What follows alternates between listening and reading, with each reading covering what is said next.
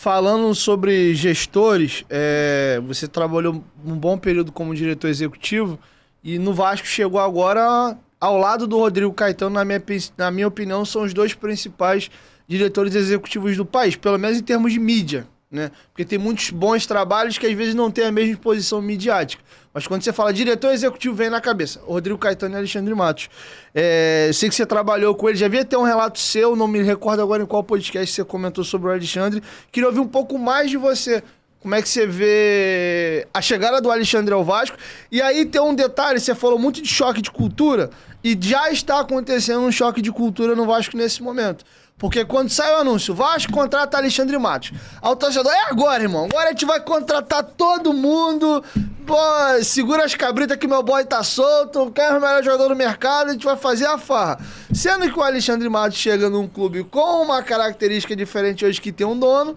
Inclusive, saiu algumas informações essa semana de jogador que ele já acertou.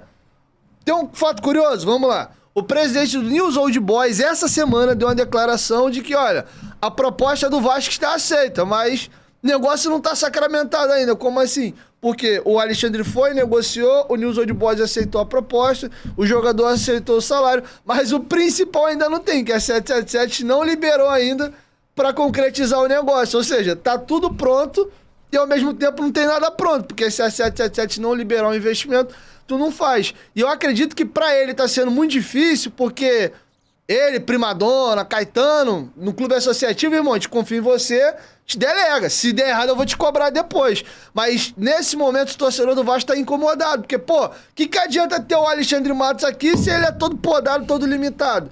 Aí quer dizer que o Josh Wander e os americanos lá entendem mais do que o Matos, mas dentro da filosofia da nova empresa, tem todos os scouts do grupo americano, tem os scouts do Vasco, tem a comissão técnica e o diretor executivo. Os scouts do Vasco apontam os nomes, o Ramon Dias aprova, o Alexandre Matos dá o crivo dele também ou não. Depois de tudo isso, você tem que ir lá na 777, ó. Esse jogador aqui, ele foi aprovado pelo Ramon, pelo nosso scout. A 777 pega os scouts do próprio grupo, analisam qualidade técnica, idade, valor de mercado, potencial de revenda, porque o projeto deles está montado muito para também revenda de ativos. Então, um jogador com 30, 31, 32 já não é interessante para eles.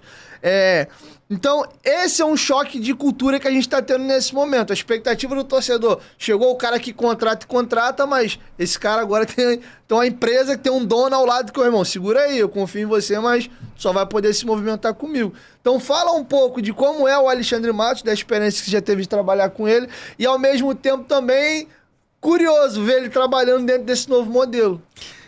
O que acontece? O Alexandre, sem sombra de dúvida, é um dos grandes executivos de futebol, do futebol brasileiro, e assim, eu tive o prazer e a honra de conhecer ele, não só ele, como o Rodrigo. Trabalhei com o Anderson Barros no Botafogo, na base, ele no profissional.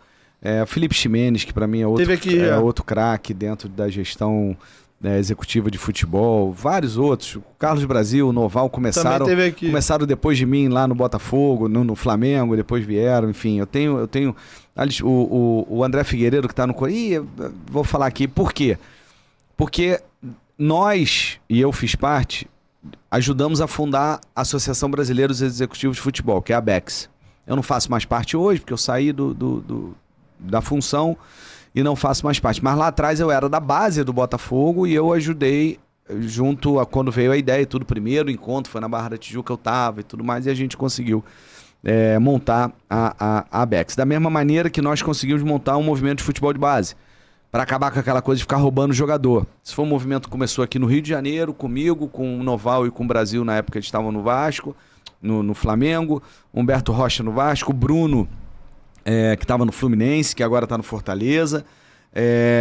Depois a gente trouxe lá o pessoal do Rio Grande do Sul, depois o pessoal de Minas, e a gente conseguiu montar um movimento de futebol de base que hoje é um movimento que ficou por aí, criamos normativas, regras, porque você roubava, né? Você ia lá, trazia o jogador e não indenizava o clube, e o clube não tinha, então, todo o critério que foi desenvolvido hoje, tanto que a gente conseguiu firmar um movimento de futebol de base, quando todos os clubes tinham aceito e tinham assinado, menos o São Paulo. E o São Paulo vai e rouba um jogador do Cruzeiro. E era a véspera da Taça São Paulo Juniores. E todos os executivos da base fizeram os seus presidentes assinarem um documento e enviar para a Federação Paulista de Futebol dizendo que nós não iríamos participar se o São Paulo não fechasse uma parceria com o Cruzeiro, que não poderia mais acontecer isso. E aí depois vieram outras normas e tudo, tem muito tempo também estou afastado, mas nós que começamos isso. E o René Simões estava no São Paulo na época, foi fundamental também para trazer o São Paulo para dentro desse movimento. E a gente conseguiu. Então, essa galera toda, tanto da base profissional, Eduardo Frila começou comigo, né, era meu gerente técnico na base do Botafogo, enfim, por aí vai. Eu tenho um prazer de conhecer todos eles. E o Alexandre realmente teve grandes resultados, e aí eu trago uma comparação e deixo aqui um ponto de interrogação exatamente em cima, trazendo a figura do Alexandre nos dois casos, tá? 2013 o Botafogo brigou com o Cruzeiro até o finalzinho do campeonato para ser campeão. Acabamos em quarto, mas nós brigamos para ser campeão brasileiro em 2013. E o Cruzeiro foi campeão. Quem era o executivo lá? O Alexandre Matos. Vem o Bi em 2014. Campeão brasileiro, bicampeão, o Cruzeiro em 2014. Depois o Matos sai e o Cruzeiro entra numa crise enorme, alguns anos depois, financeira, absurda, que deu tudo que aconteceu. Explodiu em 19 com a matéria do Fantástico. Exatamente isso. Então, por que aconteceu em 19? Na minha visão, foi o reflexo de 2013. Não que o Alexandre tenha culpa, tá? Pelo amor de Deus. É a cultura e a filosofia que você levantou na mesa, que tem uma burocracia hoje na 777 que antigamente no clube associativo não tinha. O presidente que está lá, ele fica 2, 3 anos, ele não quer saber quanto que ele vai gastar. Naquele mesmo 2013, o Júlio Batista foi oferecido ao Botafogo. Quando veio a proposta do Júlio Batista, eu olhei aquilo e falei, impagável, impossível eu contratar o Júlio. Obrigado, tchau, um abraço. O empresário dele, na época, eu acho que era o Fabiano Fará, um amigo meu, grande empresário de futebol, e menos de um mês depois, o Júlio aparece no Cruzeiro com o contrato assinado. O Júlio chega num carro forte. Eu não sei se tu lembra disso. Ele foi apresentado dentro de um carro forte. Ele sai de dentro de um carro forte e tudo mais. Foi uma apresentação midiática e o caramba. E eu falei, cara, o Cruzeiro deve estar com dinheiro. 2018, 19, 3, 4 anos depois, você vê o que acontece com o Cruzeiro. Trazer o Alexandre e falar cofre aberto, ele vai montar um timaço, parceiro. Ele tem conhecimento, capacidade, conhece o mercado, sabe aonde buscar os grandes atletas. Quanto que ele tem para gastar? Ele vai trazer, se ele tiver o cofre aberto, que nem é o carro forte, lá abriu, ele vai comprar e o Vasco vai ter um timão. Só que hoje, como é uma SAF e tem uma empresa por trás, tem uma questão, acredito eu, de orçamento e de realmente ter certeza se aquilo vai ser feito. Para mim não pode ser tão burocrático como está sendo, pelo que você falou. Eu não sei, não conheço. É a percepção que a gente tem também. Não pode ser, porque o futebol é dinâmico. Um jogador desse que diz sim, quer vir, os valores, o outro clube quer, vai lá, faz e fecha na hora. O futebol é muito dinâmico. Eu já perdi contratação de jogador por causa disso, de time, tempo. Então é importante um equilíbrio. Eu acho que tu não pode nem dar a carta branca e dizer gasto o que você quer, porque da onde está vindo o dinheiro? Vai ter dinheiro para pagar depois? Se tiver, beleza. Porque senão tu vai trazer e não vai ter dinheiro para pagar e você lá na frente vai ser muito pior. Mas ao mesmo tempo não pode ser tão burocrático. Como você colocou, não volto a repetir, não tem conhecimentos, é isso, mas também não pode ser tão burocrático assim, entendeu?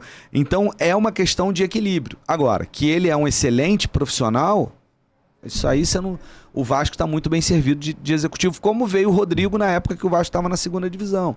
Entendeu? Todo mundo falou, o Rodrigo veio, o Rodrigo surge ali no futebol brasileiro, na segunda divisão do Vasco. Não, o Rodrigo já era dentro do mercado, mesmo na base do Grêmio, como um grande gestor do futebol. Já tinha um respeito muito grande, entendeu? E se tornou o que se tornou, sem sombra de dúvida, entendeu? Então é uma questão aquilo que eu falei do Seedorf, ou da contratação do atleta. Ele sozinho não vai, ele pode resolver. Trouxe o Matos, pra quê e por quê? Qual é a função dele? Qual é o budget que ele tem? O que ele pode gastar? O que ele não pode? Isso foi conversado? Isso foi organizado? Isso foi estruturado? Se você vai botar uma equipe em volta dele com o que foi acordado e os limites que foram acordados e dar a carta branca, ele vai trabalhar maravilhosamente bem dentro daquilo. O Alexandre só trabalha se tiver muito dinheiro. Não tem nada a ver. Ele, Rodrigo, o Felipe Chimenez, qualquer um. O próprio... Oh, meu Deus, do Fluminense agora... Pô, mestre dos mestres. Ah, tá, Paulo Angione. Paulo Angione, pelo amor de Deus, desculpa. Paulo, esqueci o nome, fugiu aqui, tô ficando velho. Então, assim, o Paulo Angione é a mesma coisa. Se você sentar e falar é isso, orçamento, e deixar os caras trabalharem, eles são altamente competentes para entregar um bom trabalho. Agora, você tem que equilibrar, né? Burocracia com investimento e saber se aquele investimento que está sendo prometido vai ser cumprido, né?